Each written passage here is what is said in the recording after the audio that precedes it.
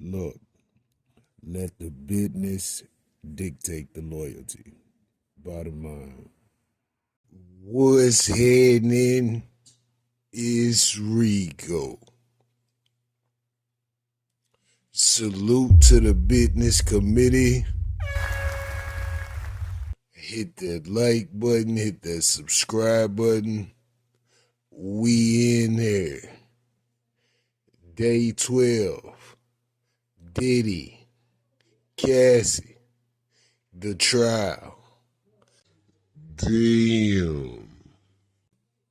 Today, we have a witness who provides their testimony under the alias of Mia, MIA.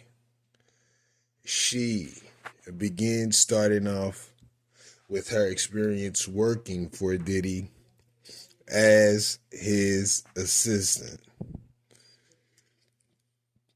Initially, she was asked, what are her responsibilities? She was to anticipate his moods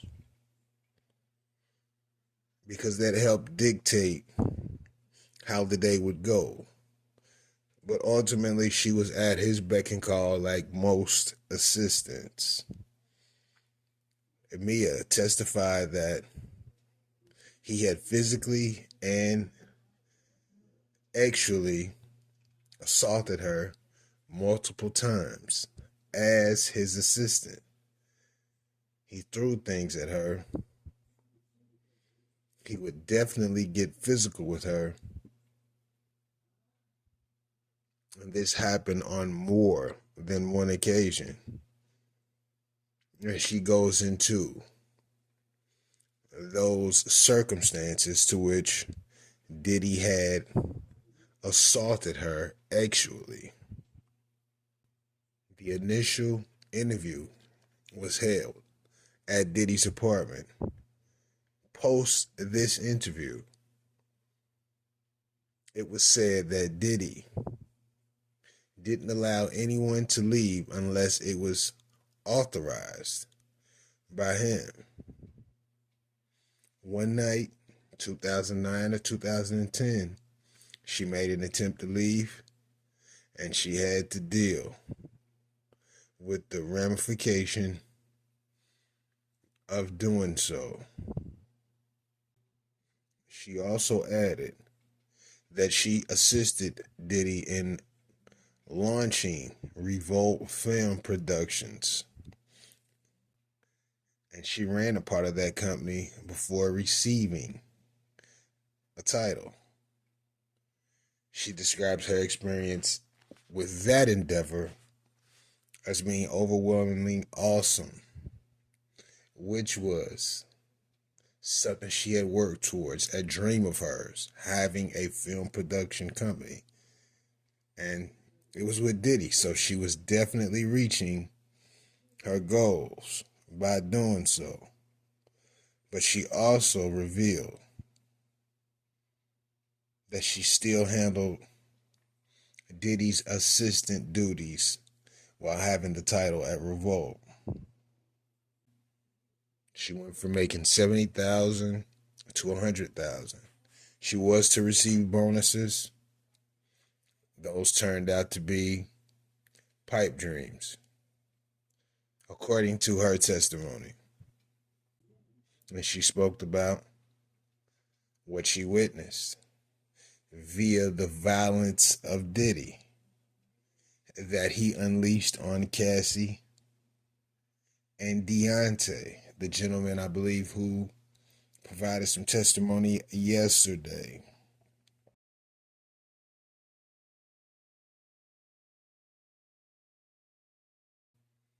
Her testimony also provided the severity of the physical attacks, stating that blood came gushing from Cassie's head once he attacked her, and he was forced to be stopped because of the level of aggression towards Cassie.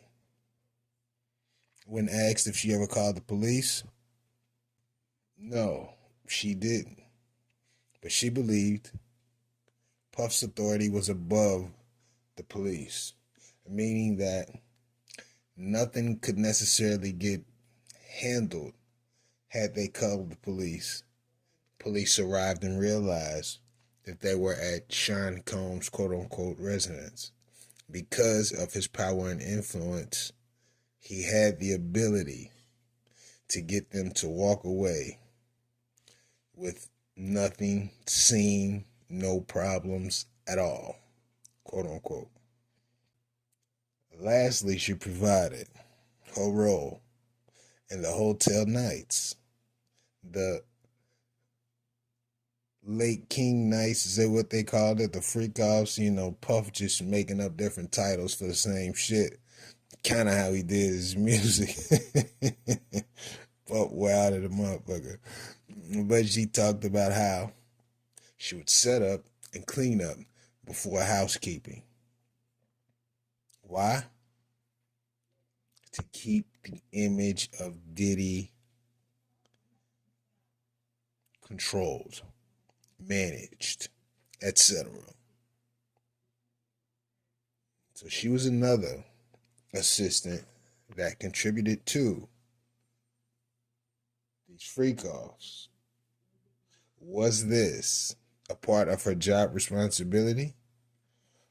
Or was this something Diddy made his employees do because they were his employees? We'll know soon enough. Secondly, she goes into specifics of the assaults that Diddy had her under the pressure that Diddy forced her to undergo. She stated all of the assaults happened while she was employed for Puff. The first time, Puff's 40th birthday. Took her in the kitchen, stated that they would be working closer together, gave her a shot. Shots that she could usually take became overwhelming. And because of this, she was unable to force Diddy off in any capacity. And what did he do? What he does. Take that. Damn. Next, it happened again at the Beverly Crest House. Similar situation. So Diddy must have thought, because he hired you, he had dominion over you. Follow his orders or lose the opportunity. And a lot of people not only follow his orders outside of the realm of their responsibility, they did everything that he requested, using his power and influence to get whatever he would like done, as opposed to what needed to be done. So the prosecution is laying out their case about Diddy, his power, his influence, and how this was used outside of the realm of business to benefit not only Diddy, but the benefit of the business. They say Gene Deal specifically said that these freak-offs were not only thrown for him, but they were thrown for other businessmen.